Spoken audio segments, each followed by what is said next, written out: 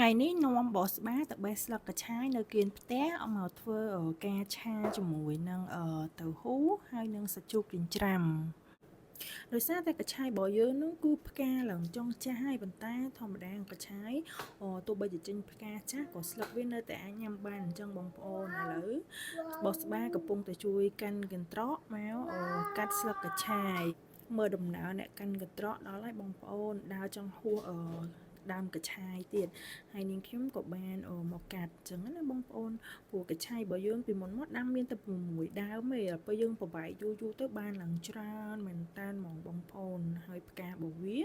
ពេលដែលផ្កាហើយវាទុំជ្រុះមកវាក៏ដុះថែមទៀតអញ្ចឹងណាបងប្អូនហើយក៏បែកជាកូនបានឡើងឈរនាងខ្ញុំបំបែកដាក់ច្រើនផើងដែរអញ្ចឹងណានេះយើងបេះពី3កន្លែងមកក៏បានគួសមដែរអញ្ចឹង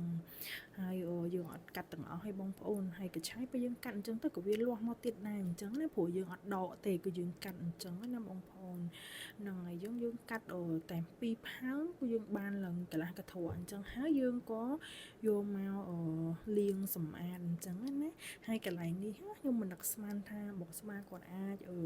បើកទ្វារបានខ្ញុំគ្រាន់តែប្រាគាត់លេងហ្នឹងណាចេះដល់អីក៏គាត់បើកទ្វារបានដោយខ្លួនឯងហើយគាត់របៀបដូរដៃបើកទ្វារហ្នឹងខ្ញុំឡើងសុប្រាយតែម្ដងថាក្មេងអាយុ7 ខួបសោះហេតុអីក៏គាត់អាចដឹងពីរបៀបនៃការបើកទ្វារហើយគាត់អាចចេះដូរដៃអញ្ចឹងណាបងប្អូនហើយមកដល់ចូលក្នុងផ្ទះឃើញខ្ជូតពេកអញ្ចឹងឲ្យឈរថតអញ្ចឹងណាបងប្អូនគេក៏កាន់ផ្កាកញ្ឆាយឲ្យយើងថតវីដេអូថតរូបស្លឹកអីអញ្ចឹងទៅហើយនេះខ្ញុំក៏យកស្លឹកកញ្ឆាយហ្នឹងទៅលាងទឹកសម្អាតពី3ទឹកទៅហើយក៏យកមកហាន់ជាកង់ប្រវែងប្រហែលជា7 ថ្នាំងដៃអញ្ចឹងណាបងប្អូនហ្នឹងហើយអញ្ចឹងយើងមកហាន់កញ្ឆាយហាន់អីអញ្ចឹងមកបន្ទាប់មកទៀតយើងយកមកដាក់មួយអន្លែកអញ្ចឹងមកមានជាមួយនឹងស្តៅបដោះដែរអញ្ចឹងណាបងប្អូនហើយក៏យើងក៏ចាប់ផ្ដើមមកហាន់ជាមួយនឹងទៅហ៊ូហ្នឹងហើយទៅហ៊ូនេះគឺខ្ញុំប្រើទៅហ៊ូនឹងព្រោះពេលញ៉ាំទៅពេលដែលយើងចៀនវាឲ្យស្រួយខាងក្រៅទៅខាងក្នុងវារៀងទន់ឆ្ងាញ់មែនតើណាបងប្អូនហើយយើងកុំចិត្តទុយពេកខ្ញុំចិត្តរៀងធំប្រទេសអញ្ចឹងទៅយើងស្រួលចាប់ញ៉ាំអញ្ចឹងហើយញ៉ាំទៅពេញមាត់ហើយឆ្ងាញ់ទៀតបងប្អូន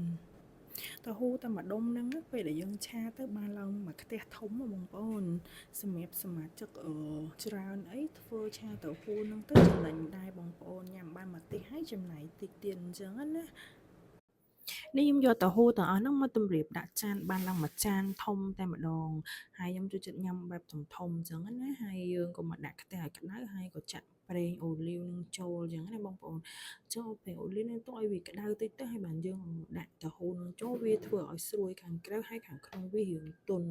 តែអាជៀនទៅហ៊ូហ្នឹងបើខ្ញុំវិញខ្ញុំគ្រាន់តែទុកមួយចំហៀងនឹងឲ្យវាក្រៀមសិនបែរឲ្យវាឆ្អិនទៅដល់ពេលយើងប្រែមួយចំហៀងទៀតឲ្យវាក្រៀមហើយ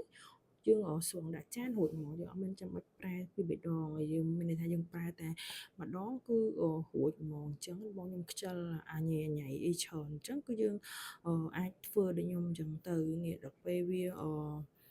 ពេលដែលវាក្រៀមមកគឺរបៀបថាវាដែតមកអញ្ចឹងណាបងប្អូនអញ្ចឹងហើយយើងធ្វើការប្រែដោយដែលខ្ញុំប្រាប់មកហើយដល់ពេលដែលយើងប្រែតែម្ដងអីអញ្ចឹងគឺវាអត់ធ្វើឲ្យសាច់តៅហ៊ូហ្នឹងដាច់ទេបានន័យថាវាធ្វើសាច់តៅហ៊ូហ្នឹងស្រួយខាងក្រៅហើយវានៅរក្សាសភាពដើមអញ្ចឹងណាតែបើយើងប្រែច្រើនដងវាអាចនឹងរបៀបថាវាដាច់វាបែកអីអញ្ចឹងបងប្អូនហ្នឹងហើយអញ្ចឹងខ្ញុំក៏បានជៀនរួចហើយក៏ស្រង់ដាក់ចានមកស្រង់ដាក់ចានមកបានឡងច្រើនហ្មងហើយបើណាគេចូលចិត្តញ៉ាំអាតៅហ៊ូចឹងដូចតៅហ៊ូចៀនអញ្ចឹងយើងអាចជ្រលក់មួយទឹកម្ទេសជ្រលក់មួយអីក៏បានដែរតាមការចូលចិត្តអីអញ្ចឹងណាហ្នឹងហើយតែបើខ្ញុំអត់ទេខ្ញុំចូលចិត្តញ៉ាំជាមួយឆាអញ្ចឹងណាបងប្អូនអញ្ចឹងហើយយើងចំណងចិត្តមនុស្សម្នាក់ដូចគ្នាអញ្ចឹងណាបងប្អូនអញ្ចឹងយើងស្រង់តៅហ៊ូនឹងដាក់មិនឡែកមកហើយយើងក៏មកធ្វើការបំពងខ្ទឹមហើយបំពងខ្ទឹមនឹងឲ្យរៀងឈ្ងុយតិចមកចាំយើងដាក់សាច់ចិញ្ជ្រូកចិញ្ច្រាំចូលអញ្ចឹងណាហើយសម្រាប់គ្រឿងបងប្អូនអាចដាក់អំបិលស្ករប៊ីចេងរ៉តឌីហើយនឹងប្រេងខ្យងហើយបើមានទឹកស៊ីអ៊ីវខាប់ដាក់ទឹកស៊ីអ៊ីវខាប់បន្តិចមក ហើយស្ករសអីបងប្អូនមិនបាច់ដាក់ច្រើនពេកទេដាក់តែបន្តិចមកបានអញ្ចឹងបងប្អូនហើយអញ្ចឹងទៅយើងឆាគ្រឿងហ្នឹងឲ្យវាចូលសព្វគ្នាជាមួយនឹងសាច់អញ្ចឹងណាបងប្អូនហើយឲ្យសាច់ហ្នឹងវាឆ្អិនរៀងសព្វតិចមកយើងក៏បន្ថែមជាមួយនឹងទឹកជាយើងបន្តិចមកបងប្អូនដើម្បីឲ្យវាមានសំណើមសើមអញ្ចឹងទៅនៅពេលដែលយើងដាក់តៅហ៊ូនឹងចូលទៅវាតៅហ៊ូនឹងវាងាយនឹងស្រូបក្លិន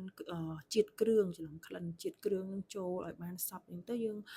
ហូបទៅវាឆ្ងាញ់អញ្ចឹងណាបងប្អូនហើយបន្ទាប់ពីតៅហ៊ូនឹងចូលគ្រឿងអស់យើងក៏មកដាក់បន្លែដូចជាស្លឹកកញ្ឆាយ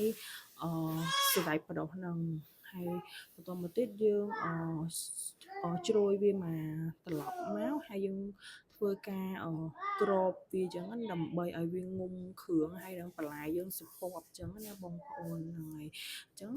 នៅពេលដែលយើងធ្វើបែបហ្នឹងទៅវាបានថាវាងុំហើយវាចូលគ្រឿងបានល្អអញ្ចឹងណាបងប្អូនពេលដែលយើងញ៉ាំទៅវាទទួលបានរសជាតិឆ្ងាញ់អញ្ចឹងណាបងប្អូនចឹងយើងផ្ងុំតែវាតែប្រហែល2ទៅ3នាទីអីអញ្ចឹងគឺយើងបើកគម្របមកហើយយើងជ្រោយវាមកត្រឡប់ទៀតមកគឺជាការស្រេចហើយឥឡូវខ្ញុំមកដួសដាក់ចានដើម្បីញ៉ាំអញ្ចឹងណាហើយវីដេអូយើងមានតែប៉ុណ្្នឹងអរគុណបងប្អូន